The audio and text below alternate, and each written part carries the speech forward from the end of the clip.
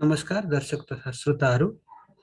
आजको प्रस्तुतिमा नेपालको राष्ट्रपतिले संविधान दिवसको उपलक्ष्यमा पदक, अलङ्कार र मान पदवी विभिन्न व्यक्तित्वहरूलाई दिइसकेपछि जुन किसिमको विवाद, एक किसिमको कन्ट्रोभर्सी सिर्जना भएको छ, त्यस सम्बन्धमा केन्द्रित भएर आफ्ना कुरा राख्नेछु।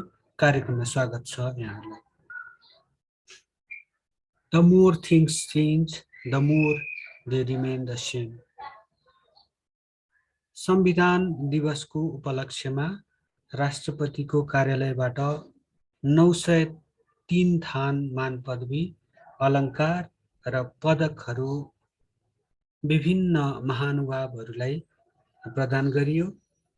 ती पदकहरू प्राप्त गर्ने यस देशका अति विशिष्ट र महत्त्वपूर्ण व्यक्तित्वहरूको नामावली प्रकाशित भइरहँदाखेरि म चाहिँ यसै देशको, स्वदेशको निकट इतिहासतिर फर्किराखेकै थिएँ।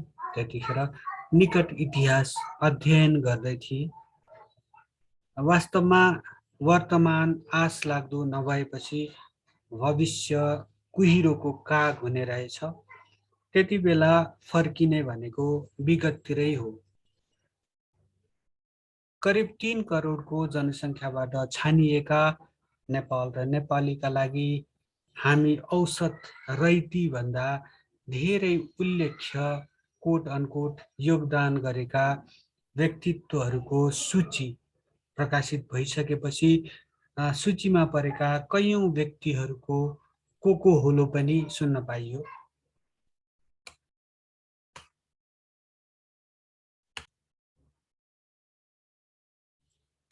यिनै कारणले यस सूचीमा समाविष्ट कतिपय नामहरूप्रति लक्षित पूर्व प्रधानमन्त्रीको हुङ्कार सुन्ने सौभाग्य पनि पाए। अब मेरो आग्रह चाहिँ के भन्दाखेरि भर्खरै पदमुक्त हुनुभएका प्रधानमन्त्री शेरबहादुर देउवा भन्दा अगाडि जो प्रधानमन्त्री हुनुहुन्थ्यो, उहाँलाई मेरो आग्रह के भने हजुरले अलिकति नियालेर पनि हेर्नु पर्यो। किनभने त्यही सूचीमा, त्यही पदक, मान पदवी, अलङ्कार पाउने सूचीमा तपाईका आफ्ना प्रिय पात्रहरू पनि पक्कै होलान्।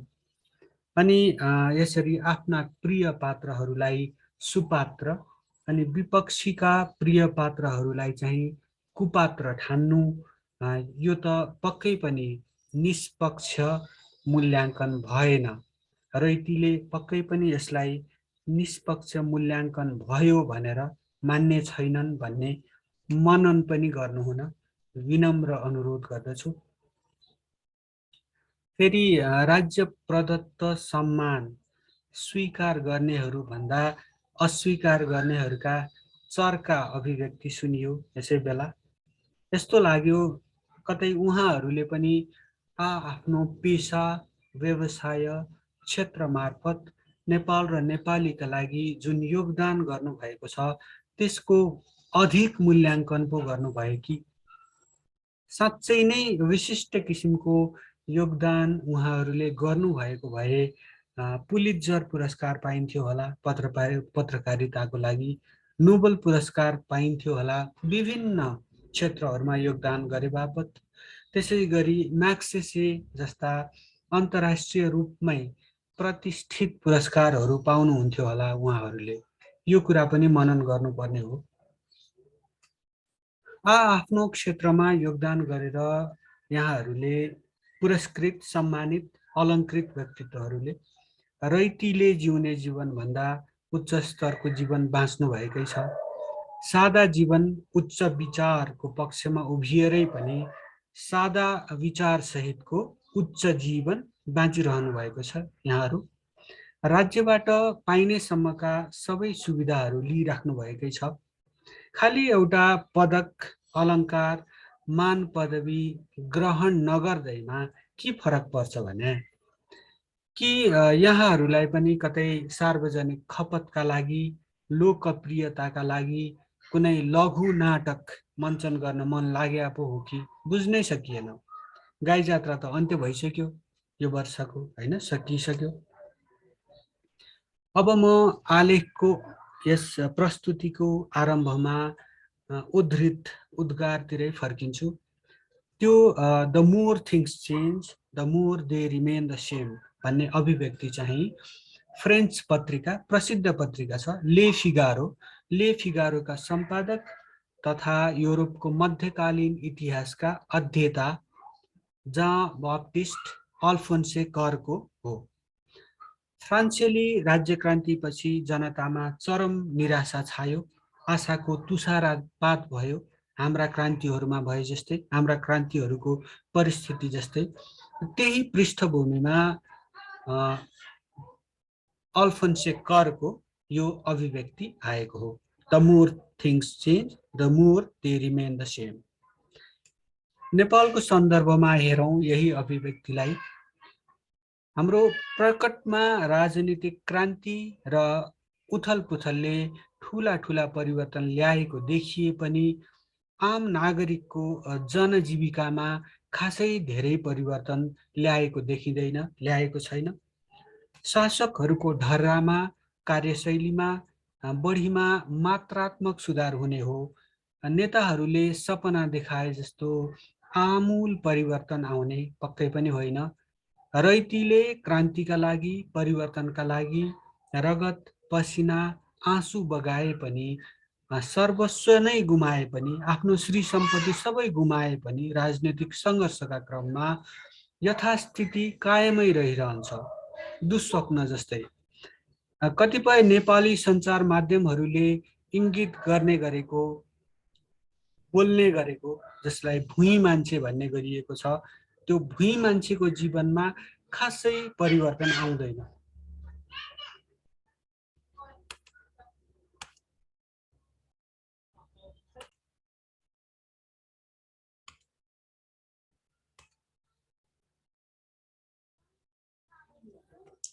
मलाई यो भुइँ मान्छे नाम दिएर सर्वसाधारणको, आम नागरिकको, अझ रैतीकै भन्छु। किन म रैती भनिरहेको छु पछि स्पष्टाउने छु। यो सर्वसाधारणलाई भुइँ मान्छे भनेर सम्बोधन गरेको अनि नेताहरूलाई चाहिँ शिरमा चढाएर राखेको ज्यादै नमिठो लाग्छ। तर अब जता जता आम सञ्चार, त्यता त्यता स्वाहा भन्नुको विकल्प के छ? यो रैतीलाई आफ्नो आधा पेट पनि काटी, आधा पेट सारङ्गी जस्तो भएको पेट काटेर उठाइएको करबाट बनेको दरबारमा बसी रजगज गरेको परम्परागत शक्ति बहिर्गमित भएर नयाँ शक्ति दरबार पस्दैमा के फरक पर्छ? एउटा शक्ति बसेको थियो, परम्परागत शक्ति दरबारमा बसेको थियो, त्यसलाई त्यो जनताको करबाट आधा पेट पनि खान सम्भव नहुने जनताको रैतीको करबाट पालित पोषित त्यो शक्तिलाई हटाइयो र त्यो ठाउँमा, त्यो दरबारमा नयाँ शक्तिको प्रवेश भएर मात्रै के फरक पर्छ त्यो रैतीलाई, त्यो पिँधमा परेको जनतालाई? जबसम्म ती रैतीहरूले प्रतिफल पाउन थाल्दैनन् नि परिवर्तनको, तबसम्म परिवर्तनको के अर्थ हुन्छ? उनीहरूलाई राज्य शक्तिको दृश्य स्रोत नारायण हिटीबाट बालुवाटार र रहल पहल शीतल निवासमा स्थानान्तरण भए पनि वास्तविक शक्ति त दिल्ली दरबारमा स्थानान्तरित भएको पक्कै पनि हेक्का छ नै होला। अझ अहिलेको विश्व परिवेश जुन छ त्यसमा दिल्ली दरबार भनेको दिल्ली दरबार मात्र होइन, वासिङटन दरबार, केन्सिङटन दरबारको संयुक्त रूप हो भन्ने बुझ्नु हामीले जरुरी छ। अलिकति इतिहासतर्फ पनि फर्कौं। युद्धका सबै नियमहरू उल्लङ्घन गर्दै पानीको आपूर्ति समेत बन्द गरी नेपालीलाई विषम 2000 विक्रम सम्वत 1857 को नेपाल अङ्ग्रेज युद्धमा घुँडा टेकाई नेपाललाई छिन्न भिन्न बनाउने शक्तिको बारेमा नयाँ पुस्ताका नेपालीलाई कतिपय नेपालीहरूलाई थाहा नहुन पनि सक्छ। हो, त्यही आततायी शक्ति, मूलतः आततायी शक्ति र त्यसको उत्तराधिकारीले नै हाम्रो घाँटी अट्ठाइरहेको छ अहिले पनि। यस देशको घाँटी अट्ठाइरहेको छ अहिले पनि। त्यही शक्तिका मतियारहरू नै अहिले नेपालको सत्तामा छन्।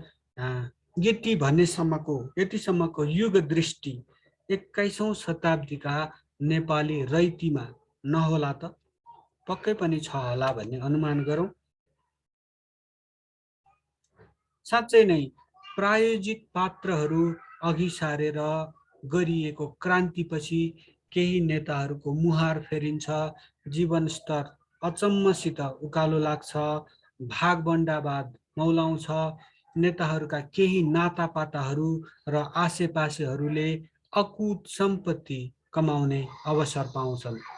बस त्यति त हो क्रान्ति भनेको, राजनीतिक परिवर्तन भनेको, के होइन र? नेपालीले 7 दशकदेखि भोग्दै आएको, बाँच्दै आएको यथार्थ त पक्कै पनि यही हो।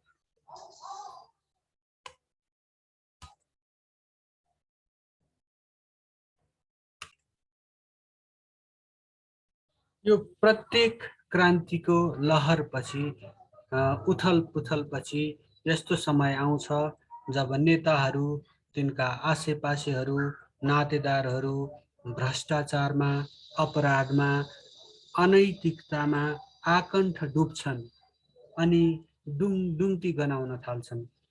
यति भइसकेपछि उस्तै देखिने नयाँ नेताहरूले रैतीलाई फेरि सडकमा ओह्राल्छन्। Hungry people are easily led, अझ भनौँ hungry people are easily misled, अर्थात् भोका मान्छेहरूलाई सजिलै आफ्नो पछि लगाउन सकिन्छ। 1500 का केही ब्याङ्क नोटहरू, सित्तैमा सहर भ्रमण, पशुपतिनाथ, स्वयम्भूनाथ, गुहेश्वरीको दर्शन, खाना खाजाको प्रबन्ध, यति गरेर पनि दूरदराज र सीमापारीबाटै पनि ठुलै भिड जम्मा गर्न सकिँदो रहेछ। यो राजनीतिक दलहरूले विगतमा सञ्चालन गरेका आन्दोलनहरूले यति कुरा देखाएकै छन्। यस्ता राजनीतिक कार्यक्रमहरूमा सहभागी हुँदा आफ्ना स्थानमा भन्दा केही दिनका लागि भए पनि बढी कमाई हुनु पर्यो। कुरो यति नै होइन र? अझ प्याकेजमा सीमापारीकालाई नेपाली नागरिकताको व्यवस्था समेत गर्न सकियो भने युगान्तकारी राजनीतिक परिवर्तन हुने निश्चित प्राय छ। नपत्याए विक्रम सम्वत 2036, 2046 र 2062-63 तिर फर्केर हेर्नुभयो हुन्छ। जुलुसको अग्रभागमा तैनात हुनेको माग अलि बढी, मध्यभाग सम्हाल्नेको त्योभन्दा कम र अन्तिममा हुनेको त्योभन्दा पनि कम हुनु सामाजिक न्यायको सिद्धान्त अनुसार नै हुन्छ क्यारे। यसमा दलहरूलाई दोष दिने ठाउँ नै कहाँ छ र? बरु खेतीपातीको, यार्सागुम्बा टिपाईको र खरखडाईको चटारो नभएको बेला पारेर हाम्रा दलहरूले यस्ता राजनीतिक कार्यक्रमहरू गरिरहे राम्रो होला। यसो गर्दा रैतीले काम पाइरहन्छन्, माम समेत पाउने बलियो सम्भावना रहन्छ। काम त पाइन्छ, माम समेत पाउने सम्भावना रहन्छ। वास्तवमा यस्ता कार्यक्रमहरू राज्य सञ्चालित कतिपय कार्यक्रमहरू भन्दा बढी समतामूलक र प्रजातान्त्रिक हुन सक्छन्। यसो किन भने भन्दा यी कार्यक्रमहरूमा सहभागी हुनको लागि खासै कुनै राजनीतिक पहुँच चाहिँदैन, कसैको सिफारिस चाहिँदैन। नेता विशेषको आफ्नो मान्छे हुनु पर्दैन यस्ता कार्यक्रममा सहभागी हुनको लागि। प्रधानमन्त्री स्वरोजगार कार्यक्रमले गर्न नसकेको गरिबी निवारण कोषले गर्न नसकेको गरिबी निवारण केही हदसम्म यस्ता कार्यक्रमहरूले गरिदिएछन् भने पनि यस अचम्मको राज्यमा कुनै आश्चर्य नमाने हुन्छ। अब यी प्याकेजहरू मैले माथि उल्लेख गरेका प्याकेजहरू प्रति आकर्षित नहुनेहरूलाई आकर्षित गर्ने अन्य नित्य नवीन तरिकाहरू पनि छँदैछन्। जस्तै समृद्धिको सपना देखाइदिने, जस्तै भोक रहित भविष्यको, समानताको, प्रजातन्त्रको, मानवाधिकारको सपना देखाइदिने अनि दल विशेषको झोला भिराइदिने, बजारबाट हप्ता उठाएर बाँच्न सिकाइदिने, विद्यालय, महाविद्यालय, विश्वविद्यालयमा अध्ययन होइन राजनीति गर्न सिकाइदिने, ती विद्यार्थीहरूलाई, ती स्थानहरूलाई, ती संस्थाहरूलाई लठैत उत्पादन कारखाना बनाइदिने, विभिन्न विषयका विभागहरू जलाइदिने, पुस्तकालय जलाइदिने, भने जति प्राप्ताङ्क नपाएको झोकमा त्यस्तो विद्यालय, विभागहरू, पुस्तकालयहरू जलाइदिने वातावरण तयार गरिदिने अनि अग्निका कथा मञ्चन हुने नाट्यशाला तयार गरिदिने। हुन त शेक्सपियरले भने जस्तै सम्पूर्ण विश्व रङ्गमञ्च नै हो नि, all the world is a stage भनेका छन् नि उनले, होइन र? अध्ययन किन चाहियो, चिन्तन मनन किन चाहियो, देशका लागि 100 वर्षको योजना किन चाहियो यदि भइसकेपछि आखिर यस युगमा यस नालायक तन्त्रका लागि हामीलाई एउटा नाम मात्रको कोट अनकोट तारणहार, मुक्तिदाता चाहिएको न हो? त्यस्तो तारणहार, त्यस्तो मुक्तिदाता जसका चरण कमलमा सर्वस्व अर्पण गरेर अनि आँखा चिम्लेर कहाली लाग्दो भिरतर्फको यात्रा तय गर्न सकियोस्। हामीलाई चाहिएको त्यस्तो एउटा दल न हो जसलाई मत दिएर सत्तामा पुर्याएपछि 5 वर्षसम्म चैनको निद निदाउन सकियोस्। प्रजातन्त्र, मानवाधिकार, समानता, सम्मानपूर्वक बाँच्न पाउने अधिकार जस्ता उच्च आदर्शहरू हामीलाई चाहिएको हो र? शङ्कै लाग्छ। यस्ता उच्च आदर्शहरू चाहिएकै हो भने हामीले किन पटक पटक यस देश र रैती विरुद्ध अपराध गर्ने तिनै दल र नेताहरूलाई सत्तामा पुर्याउँथ्यौँ होला? अनि किन यो भूस्वर्ग खुरुक्क तिनै घृणायोग्य पात्रहरूलाई सुम्पेर युरोप, अमेरिका, अफ्रिका र एसियामा योग्यता अनुसारको सबैले छाडेका 3D लगायतका कामहरू, डर्टी, डिफिकल्ट, डेन्जरस कामहरू खोज्दै हामी किन भौतारिरहन्थ्यौँ होला र? ललिता निवास काण्ड, सुन काण्ड, वामपन्थी दलको एकता र विभाजन काण्ड, यति काण्ड, उम्नी काण्ड, महाकाली ट्विन प्रकरण, एमसीसी प्रकरण लगायतका काण्डहरू, प्रकरणहरूका कारण यो व्यवस्थाले अलोकप्रियताको सगरमाथा चुम्न खोज्दैछ। लाग्दैछ अहिलेको पदक काण्डले यस व्यवस्थालाई झनै अलोकप्रिय बनाइदिएको छ।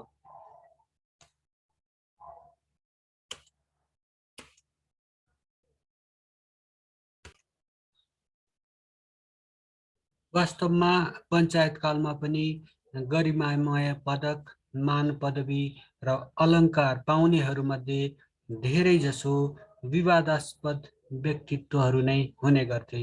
धेरैजसो नातापाताहरू आसेपासेहरू नै हुन्थे। कतिपय उच्च पदस्थ सरकारी कर्मचारीहरू कति कोट अनकोट पराक्रमी हुन्थे भने ती जहाँ जहाँ सरुवा भएर जान्थे त्यहाँ त्यहाँ घर घडेरी जोड्ने सामर्थ्य राख्थे। भ्रष्टाचार नगरी, पदको दुरुपयोग नगरी यसो गर्न सम्भव हुने कुरै भएन। विडम्बना नै भन्नुपर्छ, ती कुपात्रहरू तत्कालीन भारदारी वृत्तमा पृथ्वीनारायण शाहका नामले चिनिन्थे। पञ्चायत कालमा दरबारले एउटा अर्को बदमासी पनि गर्थ्यो। उसले आफ्ना प्रिय पात्रहरूलाई रातारात महत्त्वपूर्ण ओहदामा नियुक्त गरिदिन्थ्यो। मानौ मानौ कुनै व्यक्ति वर्षौंको प्रयासपछि मन्त्रालयको नेतृत्व तहमा पुग्ने झिनो आशा पलाएको छ। तर एक दिन उसले अचानक थाहा पाउँछ, उमेरले, अनुभवले कनिष्ठ प्रशासनिक पृष्ठभूमि नै नभएको व्यक्ति दरबारको ठाडो आदेशमा रातारात उसको हाकिम नियुक्त भइसकेछ।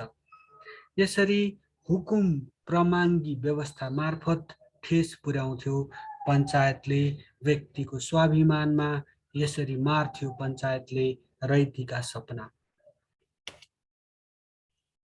पञ्चायत कालमै पनि राष्ट्रबाट सम्मानित हुनेहरूको सूचीमा नातागोताहरू, हुकुम प्रमाङ्गी तन्त्रका मानस पुत्रहरू, मानस पुत्रीहरू, प्रिय पात्रहरू, आसेपासेहरू र उद्योग, व्यापार, व्यवसाय क्षेत्रका विवादास्पद व्यक्तित्वहरू नहुने कुरै भएन।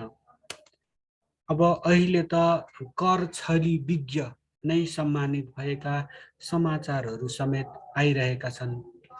पदक, मान पदवी र अलङ्कार पाएपछि यी सबै पात्रहरूका कुकृत्यहरू राज्यले सदर गरेको मानिने नै भयो। जसोतसो यस अभ्यासको बचे खुचेको इज्जत ढाकिदिनका लागि तल, माथि वा बीचमा केही निष्कलङ्क व्यक्तित्वहरूलाई दोस्रो, तेस्रो वा चौथै दर्जाको भए पनि पदक भिडाइदिने गरिन्थ्यो कोट अनकोट पञ्चायती प्रजातन्त्रमा। सङ्घीय गणतान्त्रिक प्रजातान्त्रिक व्यवस्थामा पञ्चायतकालकै जस्तो अभ्यास नहुनुपर्ने थियो। तर किन हो किन पटक पटक यस्तै अभ्यास दोहोर्याउने गरिएको दृष्टान्त छ यो नयाँ व्यवस्थामा पनि। लाग्दैछ यो व्यवस्था पनि धेरै काल टिक्दैन कि। आम रैतीको तहमा यस्तै आशंका गरिँदैछ। तर यसमा हामीले खुसी हुनुपर्ने कुनै कारण छैन, किनभने देश अस्थिर हुँदा, अशान्त हुँदा सबैभन्दा धेरै दुःख पाउने रैतीले नै हो, अर्थात् हामीले नै हो।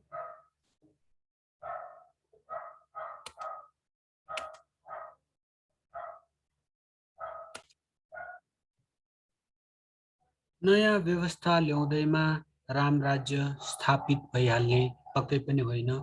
शासन सत्तामा आउने उनै लुई 14औं जस्ता आई एम द स्टेट अथवा म नै राज्य हुँ भन्ने ठान्ने पात्रहरू नै हुन्। कतिपय राजनीतिबाट कहिल्यै अवकाश नलिने वरिष्ठ भ्रष्ट नेताहरू समेत त्यो भिडमा पक्कै पनि हुने नै छन्। यस प्रस्तुतिभरि मैले यस देशका जनता जनार्दनलाई, जो यस देशका मालिकहरू हुन्, उनीहरूलाई रैती भनेको छु। यो शब्द दुख्न सक्छ तपाईहरूलाई, कर्णप्रिय नलाग्न सक्छ, तर परिवर्तनका हरेक लहरपछि पनि, अनेक लहरपछि पनि हामी नेपाली रैतीबाट सार्वभौम सत्ता सम्पन्न नागरिक बन्न नसकेको तर्फ मैले इङ्गित गरेको हुँ। हामी आफै रैतीबाट नागरिक बन्न नखोजेसम्म, सार्वजनिक जीवनमा भ्रष्ट नेताहरूको बहिष्कार गर्नलाई नउठेसम्म, उनीहरूलाई यस देश नेपाल र नेपाली प्रति जवाफदेही बनाउन नखोजेसम्म यथास्थितिकै निरन्तरता कोट अनकोट सुनिश्चित हुने हो। त्यसैले परिवर्तन आफैबाट सुरु गरौँ। प्राचीन ग्रन्थहरूमा वर्णित रामराज्य, दार्शनिक ग्रीक दार्शनिक प्लेटोले कल्पना गरेको आदर्श राज्यको खोजी भविष्यमा गर्दै गरौँला।